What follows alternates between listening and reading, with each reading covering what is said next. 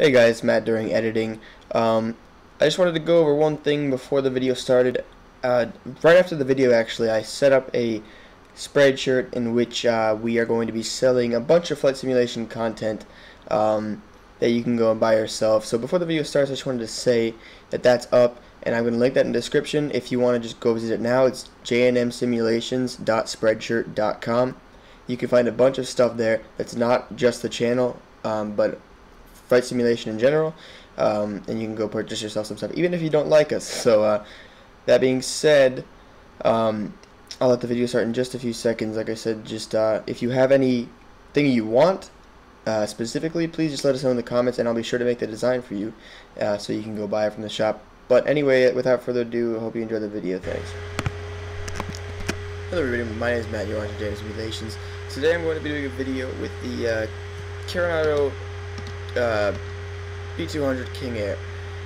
I know past few videos been doing quite a bit of prop planes, but I figured I really like the general aviation side of things, and I just got myself a new setup for flight sim in which I am using multi-engine throttle quadrants, and I'm using also a yoke as well as rudder pedals. So I figured why not just do some good old-fashioned prop planes. Like I said, this is going to be first impressions, so this is just going to be my opinion, and please just take it as that. But what we're going to be doing is going to be doing a quick VFR flight from Ontario, California to Riverside, California. Just VOR based. We might actually not end up using the VORs, just seeing how, because it's a close flight, it's not going to be a long flight, just to see how easy it will be to track them when they're in this close proximity. If not, we can just use our GPS, which is right here. So anyway, just to get into it quickly, because I don't want to waste you guys' time, I'm going to set our flaps down for takeoff. Transponder 1200, because that is the default transponder for VFR flight. Everything else is set up here. Avionics are on, so now we can pretty much just get ready to start our engine. So I'm going to go out so I can see my throttles here, and we're going to get the feather. Let's go ahead and start our left engine first. We will bring up our mixture. You can see the engine caught. It's now starting. I'll slowly raise the feather. We can actually keep the feather low for now because we're not going at takeoff yet. And I'm actually, as soon as I start the engines, I'm going to lean them for ground operations. Here comes the second one. I'm going to bring it down to low idle. And here comes the second one. It says I'm not going to feather them down to low idle for ground operations and keep those feathers a little bit higher, but I said I want to get them both at the same turbine RPM, and so they're about the same. Get those a little bit fine-tuned, and there they go. They're pretty much the same. So torque is getting up pretty similar there. Pretty much exactly the same point, 0.122 plus or minus 1, 0.001 actually. We have a warning here, so let's read what the warning is. RVS not ready. Okay, that's fine. Now we're just going to turn on our taxi lights, which are already on, and we turn on our beacon, and we're pretty much ready to go. So what I'll do is get in, and we've received our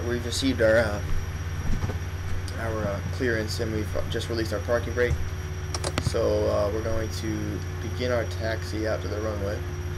Check the winds. The winds are 348 at 0, so we can prick whatever runway is closer just to save time. And I'm going to use one engine to turn the aircraft so that we can make this tight turn to turn around. We use that coupled with rudder and quite a bit of braking. As you can see, we can get this thing to turn on a dime pretty much with proper rudder and proper rudder application, as well as good application of thrust, differentiating thrust, that is. So it looks like we're pretty much equidistant from either end of the runway. You can check here actually, just get a little better of a oh, actually we're a lot closer to the left side, so we'll start a taxi over to the left side. Quite a loud aircraft, as you can see. very little thrust results in quite a bit of speed. So we're going to use that. As you can see, it's very, very hard to taxi with this aircraft, because if you apply a little bit of thrust, it's too much, but then if you don't apply enough, it just stops completely. So you kind of have to find a medium with the torque. Sorry for that graphic glitch. You can see we're going way fast there. So it's that's a problem on my part. I'm not very familiar with engines that are on torque and not thrust, not that, but they're that rely on torque rather than RPM, because these are constant RPM props. So yeah, quite a bit of difficulty for me to taxi this thing.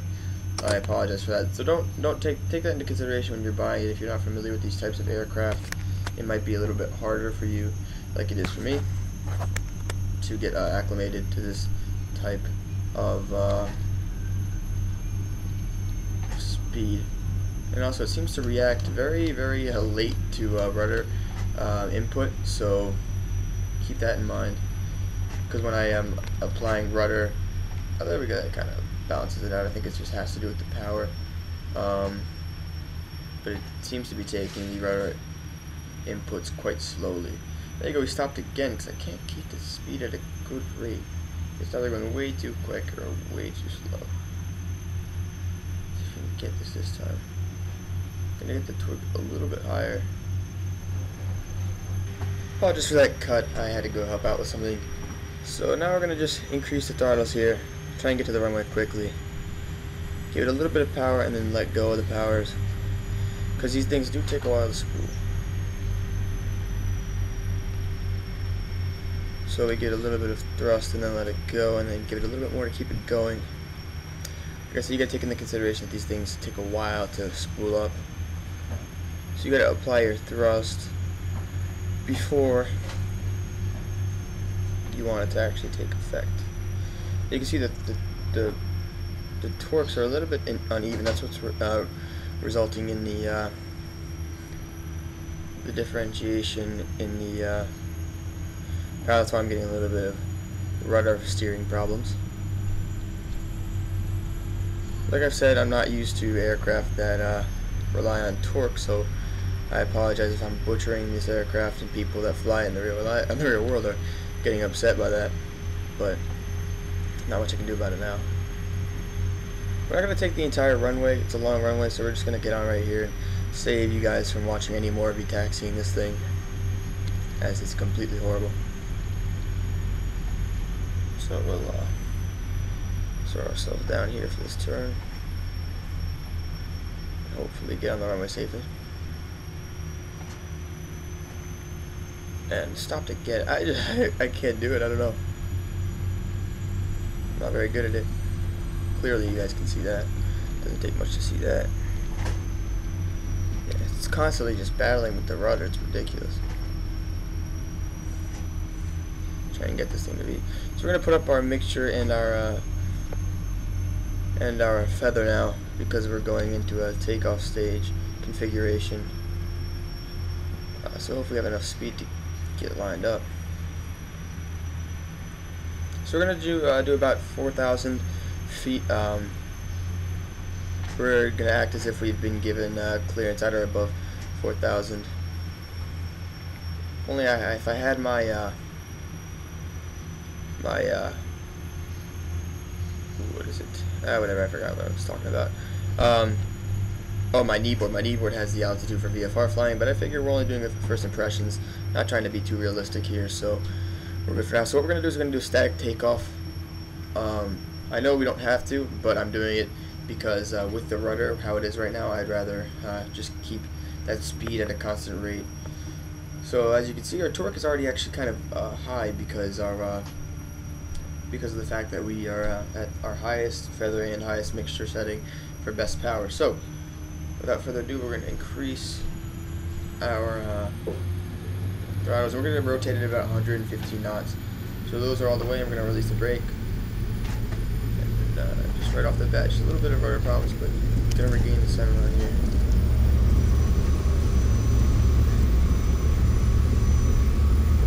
We're gonna turn to about 120 of an heading. There's V1. I'm gonna rotate at 115. Rotate. Positive brake. Gear up. We're gonna pull out some power because we're getting a little quick here. As you can see, our VOR has lit up. This light's lit up. Yeah, just gonna keep our. There you go. We get our Morse code for that VOR, and now we can take up that notch of flaps and then continue our flight. So we're gonna try and intercept that, and I know that's annoying. It's receiving what VOR we're actually heading to. So now I can turn that off. I just wanted to make sure we're heading to the right one. I forgot that I actually turned that on, my bad. So we're going to climb up to about 1,000, no, not 1,000, we'll climb up to about 2,200 before making our turn.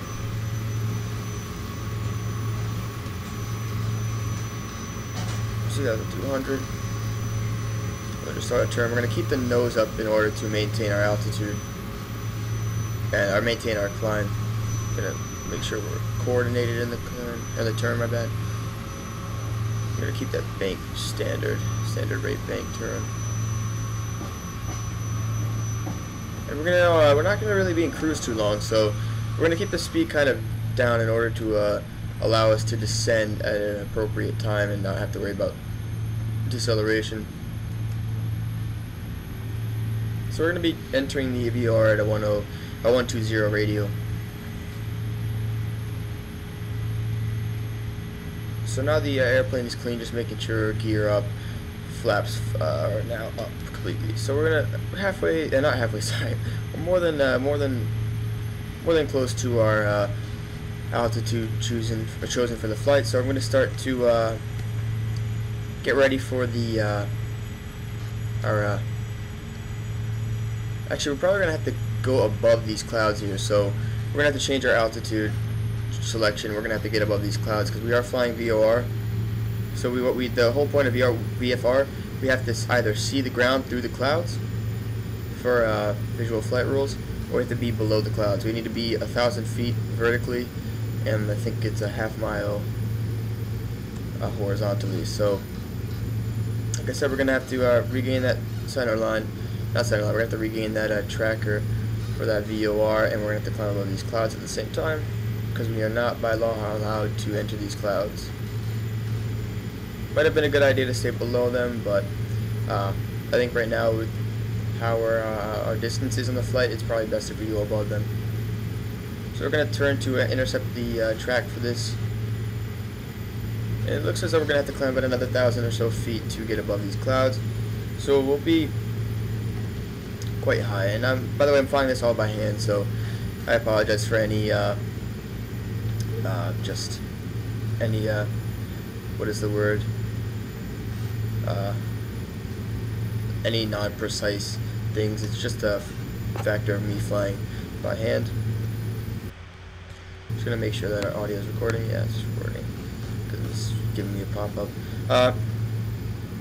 So we're climbing through about 7,000 now. We can see mostly above the clouds, except maybe the ones to our sides, but everything around that, I believe, is relatively below us. If you turn, you can see pretty much below us. Gotta go a little bit higher just to get away from them.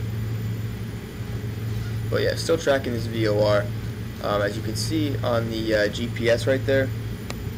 See if we can find the GX, whatever. On the GPS there, you can see that we're heading to that airport right here. That's the VOR we're heading to. That's not particularly the airport we're going to, but that's the VOR that's first on our flight plan.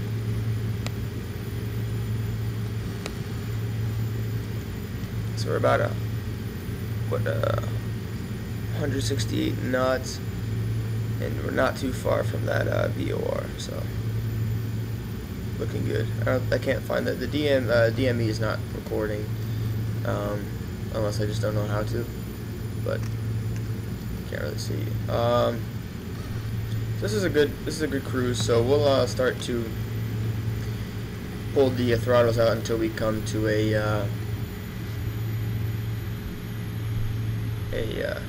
0 degree, and also trim it out a little bit as well. And we can also start to hold the throttles out to get a little bit of a not throttle, sorry, pulling out the condition levers to get a little bit of lean going on, so we're not completely destroying our fuel. So we're going to, oops, I don't know how that happened. But anyway, we're going to pull down the, oh yeah, that was the, sorry, that was the engine, the left engine. It's a little bit out of whack for some reason. Oh, sorry, the, looks like the mixture's a little bit, or the feather's a little bit higher than that. So yeah, we actually just passed the VOR on accident, and so I made that really sharp turn, which was not on purpose. It was just that my yoke is actually kind of sensitive, so I missed the tracker when we were actually figuring out the engine. But as they say, it's aviate, navigate, communicate. So if there's something wrong with the aircraft, we have to address the aircraft first, because without the aircraft we cannot navigate. So navigation comes second to aviate. So we're gonna acknowledge that first. So the airport we're going to is really not that far. We're going to switch to that that VOR for now, because at this moment we really don't have to get to that second VOR, as it's just you know, we didn't file this flight plan, so we don't really have to worry about following a specific flight plan, because it's not filed and we're just flying VOR, not VOR, VFR, sorry. So just like the other one, we're going to try and track this VOR. That's what I wanted. So we're going to KRAL was the VOR that we were tracking, as you can see, RAL right there. So we were tracking before, and we've already tracked that. So we're getting, you know, we were so close that it just the radial was already captured. So now we're gonna head to KRIV. So that's not really too far to go. It's only about, what, 20 miles away.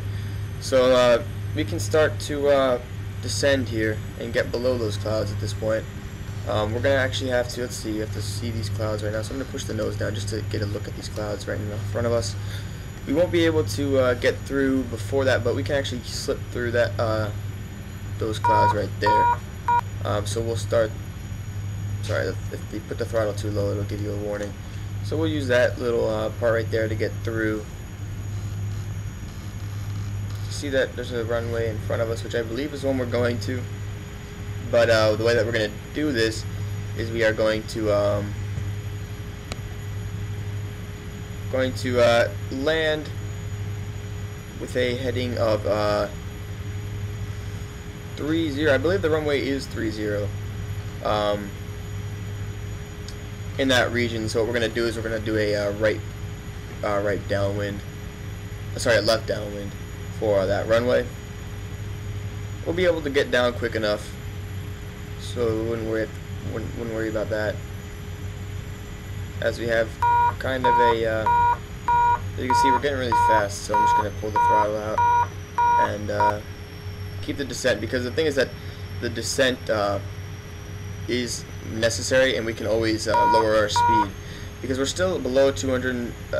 Our ground speed is 250 knots, but we're actually still below 250 knots on our airspeed, so we're still in legal parameters to fly. And TP at this airport, I believe, is 1,800, so we're going to be quite high on the TPA, but we'll be able to descend within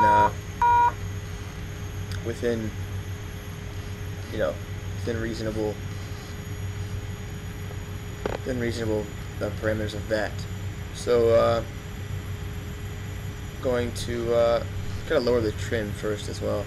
But here's the airport that we're going to be landing at.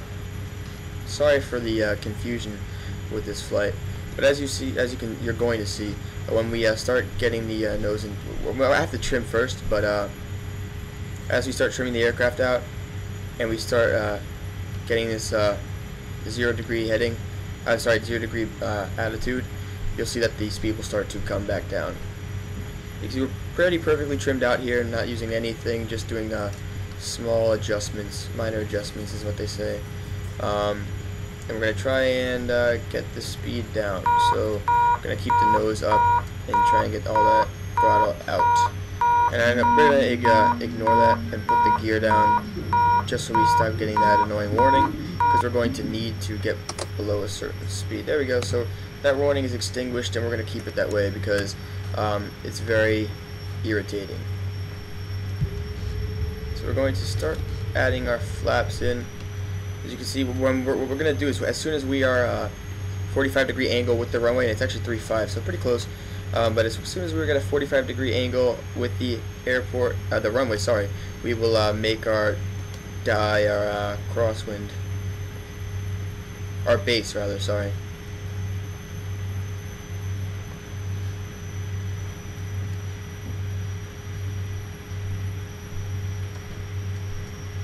So this has, and you know, we would have contacted the tower a long time ago, but we are not using air traffic control, so it's unnecessary for now. So we can't actually see the runway, so we'll use our GPS for that to see where we are in correlation to the runway. So we can start our base in just a few seconds. I'm gonna actually take our gear up and then start adding power for that. And now our flaps are full, but we're losing a bit of altitude here, so I'm gonna keep that 500. Counter that with the thing. But now you can, we're about 500 off the ground, so we'll start that turn. We're at a good altitude here. Just gonna keep that nose up so we're not doing anything drastic. And we'll start that turn. It's going to have to be quite a high degree turn in order to get there with the sufficient final. And so we're fully configured to land at this point. We're going to keep that turn coming until we see the runway. So there it is. We're actually looking really good as far as now. I'm going to take the throttle pretty much all the way out, just in order to maintain ourselves on the glide slope. We should see the runway lights in just a few moments. Gotta keep that throttle up. My bad. Because we need to keep the throttle up because this aircraft takes a while to spool the engines. Therefore, we're gonna not have as much time. We actually overshot the runway quite a bit to the right. So, actually, no, we can definitely recover from that. In the real world, I would just go around. It was my fault because we actually saw the sorry, that was just setting our mixtures and our torques, not torques, sorry, our RPM for best power. But this is completely reversible, not reversible, but this is completely achievable. We can get this back. 500. The reason why I had turned down the bank because I thought that we were at a unreasonable. I thought we were going to come actually inside the runway, so that was a misguiding thing on my part. But here we are coming. We're going to keep the throttles in for the entire time until we're about 50 feet off the ground, because we need to, in case of a emergency, have enough power to not stall onto the runway. So now we can take out that throttle here and just put her down nice and smooth. We've got a long runway, so we don't have to worry about our gonna turn on reverse here and apply our brakes and pull that nose up to just get a little bit of aerodynamic braking. Only the right engine actually did reverse, so that's why we're getting that crazy pulling sensation. That's why we're all the way on the right side of the aircraft. I don't know why the left reverser did not engage. But anyway, we'll continue our flying, and we can actually pull down those mixtures now. And we'll continue our taxi.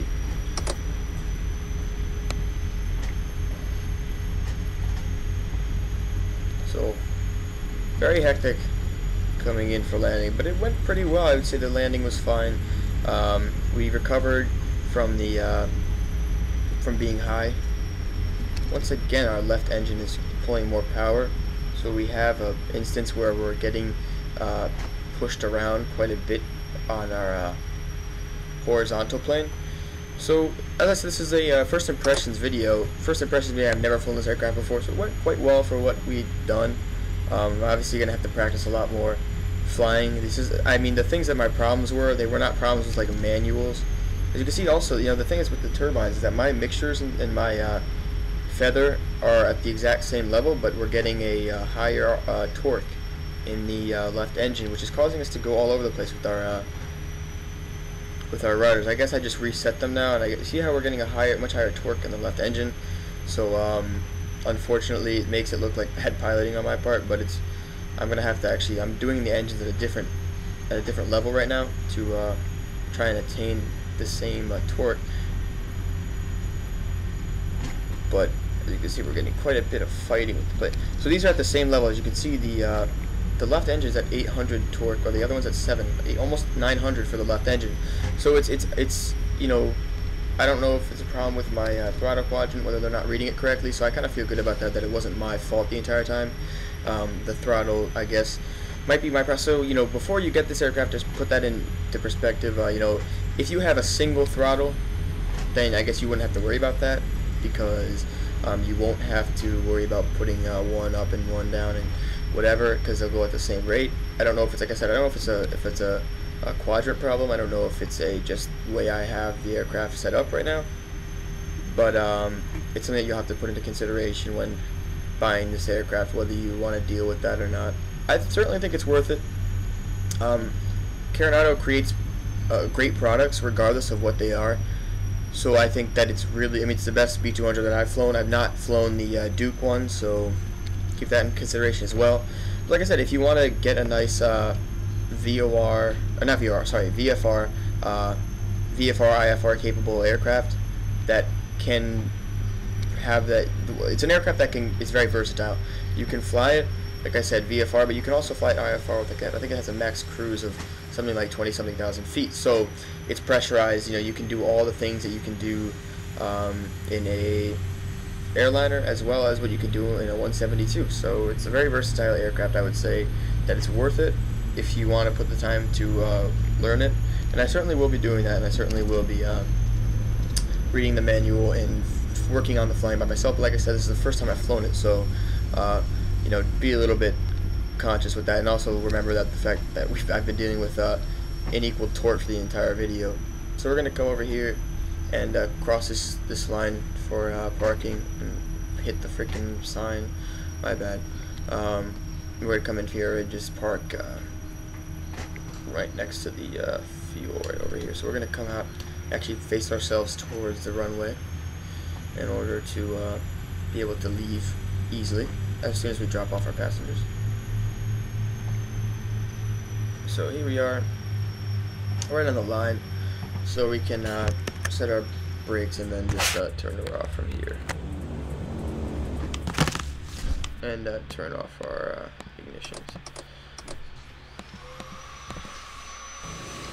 So as stated, think about the aircraft, think about what you want to do with it, think about what you want to use it as, and the fact that it's can be a bunch of different things, and use that when you think about buying it. But that's all. I hope you liked it, and we'll see you guys next time in the next video.